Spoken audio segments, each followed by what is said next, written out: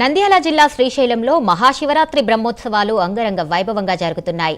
రెండో రోజు స్వామివారు భృంగి వాహనంపై దర్శనమిచ్చారు. బ్రహ్మోత్సవాల సందర్భంగా ఉదయం నుంచి అర్చకులు, వేద పండితులు ప్రత్యేక పూజలు చేశారు. ఇక అక్క మహాదేవి అలంకరణలో అమ్మవారు భక్తులకు దర్శనమిచ్చారు. ఆలయం ప్రాంగణంలో కళాకారులు, ఆటపాటలు, నృత్యాలు భక్తులను ఎంతగానో ఆకట్టుకున్నాయి.